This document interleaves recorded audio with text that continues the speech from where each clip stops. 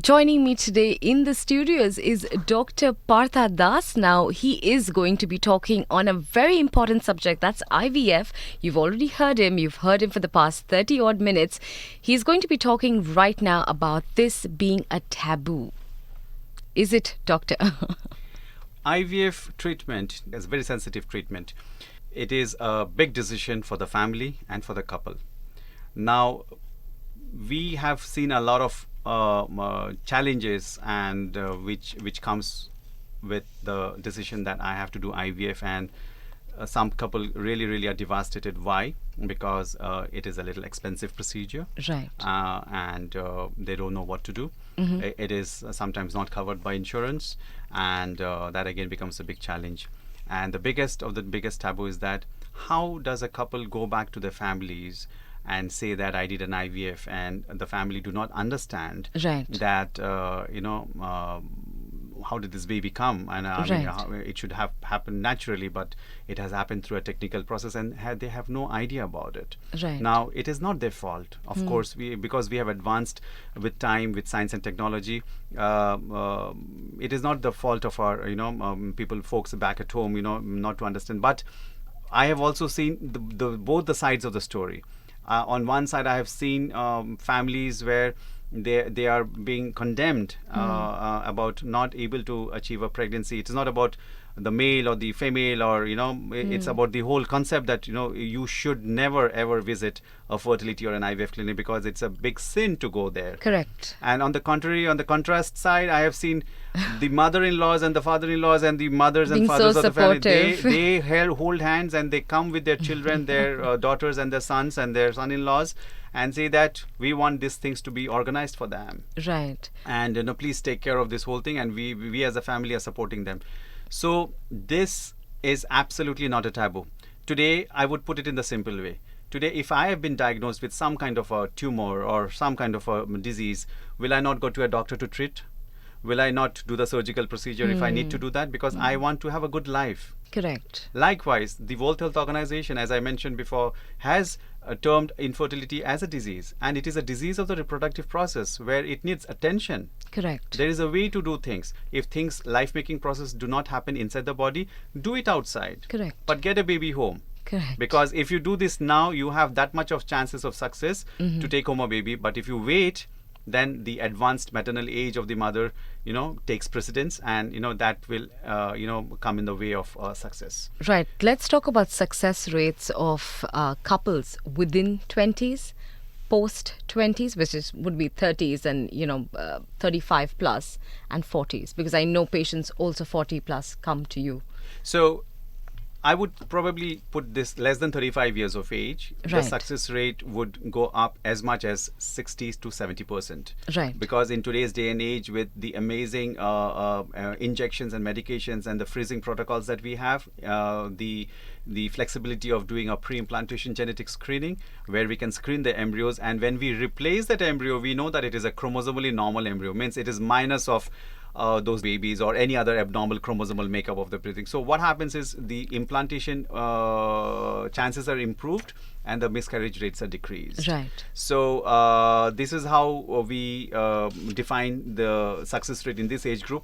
After 35 years of age, we have a lot of challenges in the form of quality and genetic abnormalities of the eggs and embryos. Correct. So the chances goes down up as much as 35 to 45%. Right. So and beyond 40 years of age, it is almost at the level of 15 to 20%. Okay. So the higher. But then that doesn't mean that you won't have, a success rate at all. Absolutely not. Again, these are all statistics by book. Correct. But we have to individualize, because everybody's story is different. I cannot compare story of patient A with the story of B and everything is same. No, everybody's story is different. Everybody's diagnosis is different. Everybody's treatment approach is different. Correct. So at this point in time, for this couple with this situation, I can offer this much of success. Maybe at 42 years, she makes a beautiful embryo, and she takes home a baby. I mean, all the things are good, but she had to get pregnant through the means of IVF.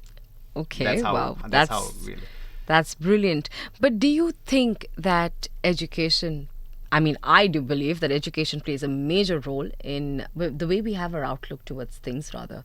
Do you think this should be a part of our schooling journey where, they teach you obviously about biology and you learn a bit? It's a touch and go subject, sometimes maybe most of the countries they don't, but in most of the countries they do. It's a touch and go subject where you know about the reproductive organs and so on and so forth. But do you think it's time to normalize such topics as well, like IVF? So, this education and counseling, we basically are counselors, I would say, sitting, when we sit in the during the counseling consulting session, we are speaking and educating our couples about the physiology of the reproductive system. Correct. Like, when things go wrong, what can one do? Now, this science, the physiology of science, sometimes we want to know all these things in our school, in the science subject, but a particular subject about this reproductive is a big shame. It's a big Correct. shy. Nobody wants to talk about it, or if they even talk about it, it's just for 5-10 minutes and then the class is done. I think upgrading oneself and educating oneself about the know-hows of how the reproductive system works, what are the advantages of doing things at the right time. Correct. This really can open up this whole concept of about the fertility and the pregnancy. And if things are understood way before time, a lot of things can be done. Correct. But I think this has got a lot to do also with families, how they support you. See, education can only probably play like 30-40% of the way you try to perceive the world.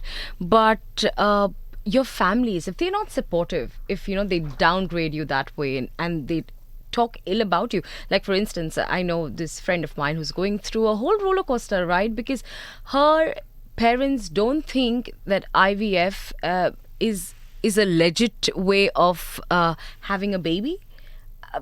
I mean, that's a shocker to me because I believe we're in the 21st century. So how do you get those families who don't share the same ideas that you do to agree and to believe that yes, there is a life beyond the normal way of birthing? Yes.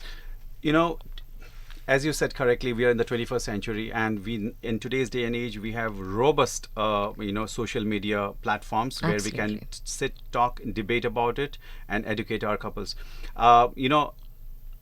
We are always educating our couples, and also when the couple comes into the clinic with their families, we talk to their parents and all, and making them understand that this is an absolute safe procedure. It's absolutely a very good procedure, healthy procedure.